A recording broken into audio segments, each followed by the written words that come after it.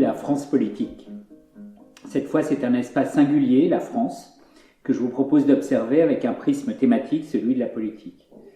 Le premier tour de l'élection présidentielle française de 2022 a eu lieu le 10 avril. Des 12 candidats qui se présentaient, 2 ont été sélectionnés pour le second tour, Emmanuel Macron avec près de 28%, Marine Le Pen avec un peu plus de 23%, Jean-Luc Mélenchon obtenant presque 22% des suffrages. La chaire intelligence spatiale a réalisé une série de cartes qui analysent la dimension géographique du vote. Comment les voix des candidats se sont distribuées dans l'espace français, ou dit autrement, quels choix ont fait les habitants des différents lieux qui constituent le territoire de la France. Parmi ces 50 cartes, il y en a 36 qui permettent de comparer la géographie des candidats malgré leurs scores très inégaux grâce à la standardisation des classes et des figurés.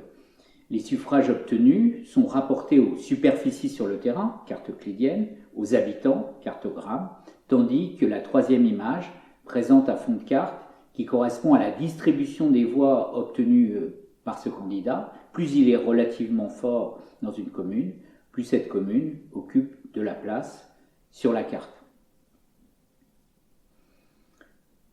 Comme on peut le voir sur ces images, chaque candidat a son espace, sa France bien à lui, et même on pourrait dire que chacun des 12 candidats s'identifie non pas à une, mais à 3 cartes différentes qui apportent chacune une information utile. Y aurait-il alors 36 espaces politiques français du 10 avril ?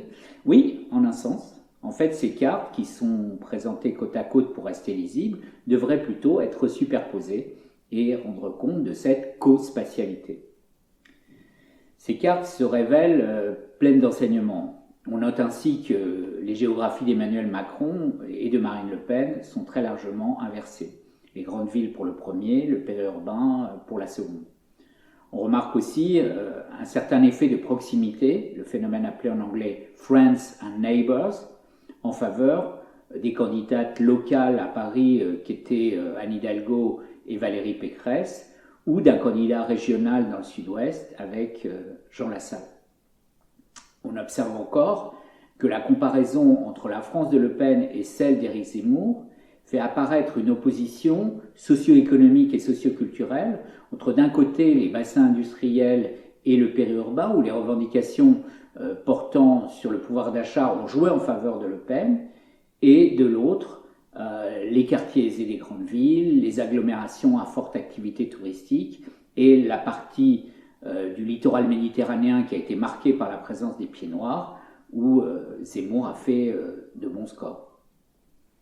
Chacune des 35 000 communes françaises, dont beaucoup sont toutes petites, sont représentées sur les cartes.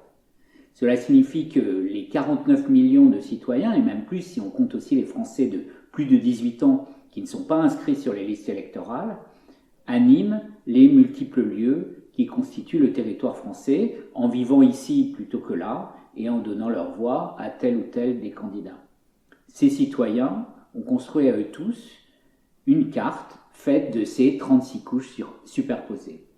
Cet espace cognitif complexe permet de se faire une idée de la diversité de la vie politique, offre et de monde intégrés, une cohabitation de spatialité qui constitue la dimension géographique d'une vie politique pluraliste. Dans la même étude a été vérifiée l'importance des gradients d'urbanité pour définir la géographie des candidats. La notion de gradient d'urbanité est explicitée par les 2 cartes qui montrent leur construction. Ces gradients intégrés se fondent sur une équivalence entre la position par rapport aux villes et la taille de ces villes.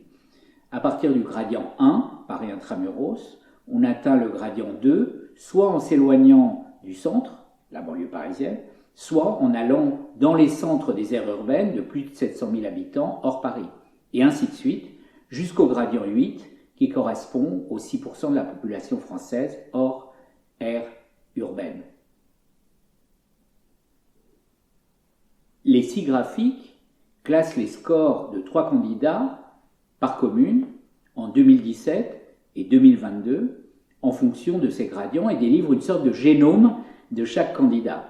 On constate par exemple que, fort dans les gradients élevés, Macron n'est pas pour autant faible dans les autres, alors que Le Pen montre un profil très contrasté avec une prédominance nette des gradients faibles.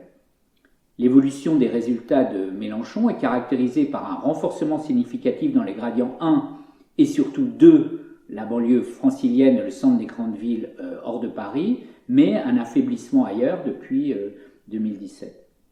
En tout cas, comme le montrent les enquêtes, les clivages géographiques sont bien plus importants, au moins 2 fois plus importants, que les clivages opérés selon les catégories socio-professionnelles ou les classes d'âge.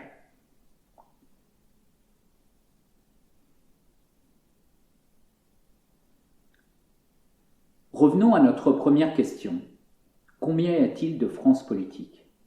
Les résultats du premier tour de la présidentielle donnent l'impression d'une tripartition de l'électorat entre les principaux candidats. Il y aurait donc 3 France, ni 2 ni 12, mais 3. Cette lecture suscite toutefois quelques réserves. D'une part, ces camps sont en grande partie conjoncturels, notamment pour ce qui est de Mélenchon, qui a recueilli des voix de la partie des électeurs de la gauche du gouvernement, pourtant très critique vis-à-vis de ses orientations, mais qui voulait voter utile. C'est vrai aussi, dans une moindre mesure, dans les 2 autres cas, si une bonne partie de l'électorat de Zemmour, qui a finalement choisi Le Pen, se reconnaît de forte convergence avec le projet du Rassemblement national, les soutiens de Pécresse, quant à eux, ou ceux de Jadot, qui ont voté Macron pour éviter un duo Le Pen-Mélenchon au second tour, participaient à leur manière d'un nouvel épisode de la recomposition de la scène politique qui a commencé en 2017 et qui se poursuit depuis. D'autre part, entre les 2 familles protestataires, celle de Le Pen et celle de Mélenchon, il existe des porosités importantes qui semblent devoir se manifester au second tour.